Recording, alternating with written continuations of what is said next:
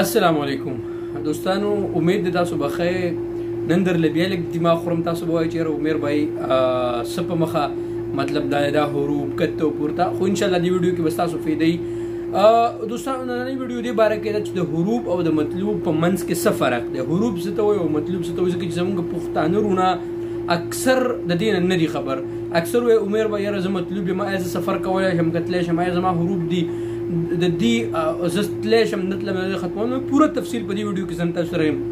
دویمه خبره په دې باندې کوو دوستانو چې حروف چې کله ستاسو کمپنۍ تاسو پسې حروف ورکړي، نو د حروف کمپنۍ په انډر کې څو ورځې هغه ختمولی شي او د څو ورځو نه پس چې کله د هغو نه وځي نو بیا د هغې نه پس بیا څنګه ختمېږي، طریقې کار یې څه دی، او آیا چې کله حروف په تاسو پسې ورکړی شي او هغه مقرره وخت په هغې باندې وځي، نو آیا مکتب عمل ته بتللی که جوازاتو ته بتللی او د دې فیس څه دی. او په اخر کې په دې باندې خبره کوو دوستانو چې کم مؤسسو ته چې کم مقابل مالی معاف شوی دی، په دې باندې به خبره کوو.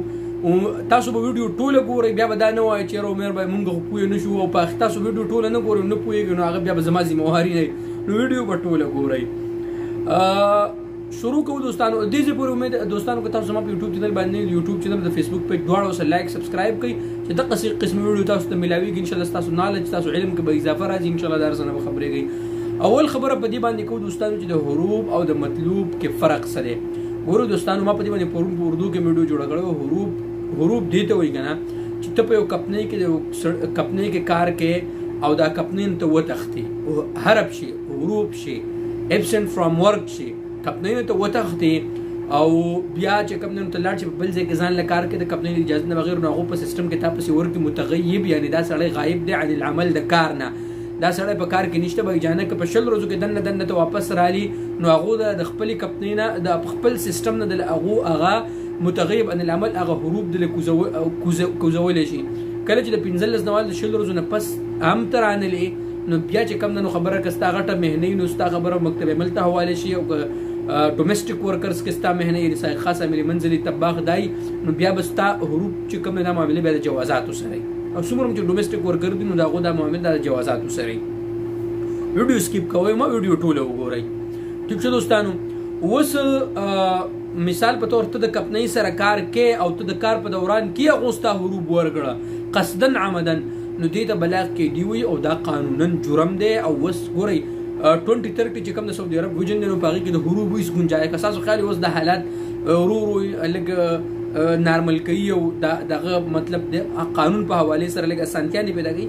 انشاءالله مزید به اسانتیانې راځي. د کنټرکټ سیسټم 2030 چې کوم ویژن دی په هغې کې د حروف او دا سیسټم انشاءالله ختمېدو والا دی د خیره سره. ټیک ده دوستانو.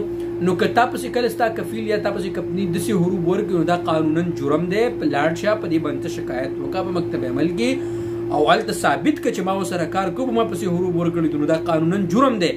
باقاعده په دې باندې فاین دی، او په دې باندې که ته دا کمپنۍ سره کار هم نه کوې، بیا یا به تا د خروج نهایي به درته لګوي په قانوني طریقې سره، یا به درله ټرانسفر به درکوي. دا قانونا جرم دی.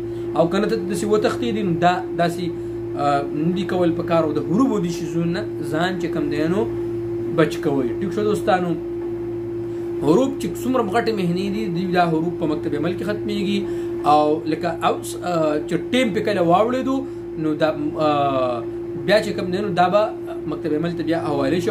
نن په دې باندې نظام راغلی دی چې په کوم حالاتو کې مطلب دا دی که ستا حروف وي، نو حروف ختمېږي او ته ټرانسفر کولی شي. په هغې به انشاءالله زه بیا بله ویډیو جوړه کړم. ټیک شو دوستانو. دا خو یو ټاپک شو. اوس دویمه خبره دا ده دوستانو چې د سایق خاص چې کوم حروف دي که نه دوستانو، نو دا په جوازاتو کې ختمېږي. دا او څوک او په دې کې یو خبره تاسو ځان یاد ساتئ چې بعض ملګرو چې ما 60,000 ریال ورکړو، 30,000 ریال یې ورکړو، د ایجنټانو نه ګورئ، بالکل قطعا چې کوم دی نو ځان وساتئ. ټیک شو که نه دوستانو. که ته واپس رالې د خپلې کمپنۍ د خپل کفیل سره د هغو سره مصالحه وکړه، مندوب به لاړ شي، که ټیم هم پې وړېدلی مندوب به لاړ شي، هلته به ستاسو دا فایل به جمع کړي چې بهی دا سړی واپس راغی، زموږ سره صلح وشوه، لہذا مونږ د دې حروف ختمو. انشاءالله د ډېرو ملګرو ختم شوي، ستاسو به هم ختم شي. ټیک شو دوستانو. په اخر کې دا خبره کوو دوستانو چې دا بعضې خلک وایي چې د 18,000 ریاله فیس دی او 20,000 هېڅ فیس چې کوم دا ایجنټان تاسو دغه کوي، د دې خلکو په خبرو کې به نه راځئ. اخر کې دا خبره کوم دوستانو، کوم ملګري چې په چا پسې چې 4 کاله 15 کاله په دې باندې خو ما ویډیوګانې جوړې کړې نو ټیک ټاک چون کې زما پوسټینګ بند کړی دی نو په دې وجه باندې اکثر ملګري نه خبرېږي. کم ملګرو چې په مؤسسو کې د شریکو خبره زنه کوم شریکي والا به خامخا په شریکو کې څوک کار کوي دغه چې کم مقابل مالی دی هغه به ډکوي د هغې نه پس به اقامه رینیو کېږي.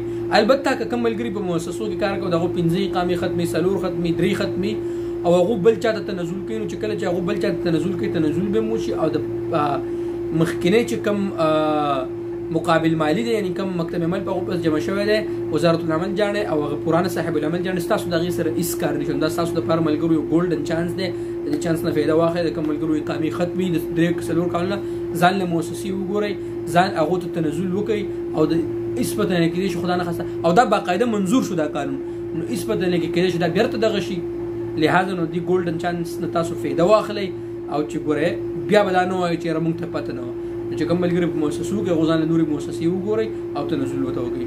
نو امید دی دوستانو چې ویډیو به ستاسو خوښ شوي که ستاسو ویډیو خوښ شوي نو یوټیوب چینل سبسکرایب کړئ ویډیو لایک او د ملګرو سره ضرور شیر کړئ.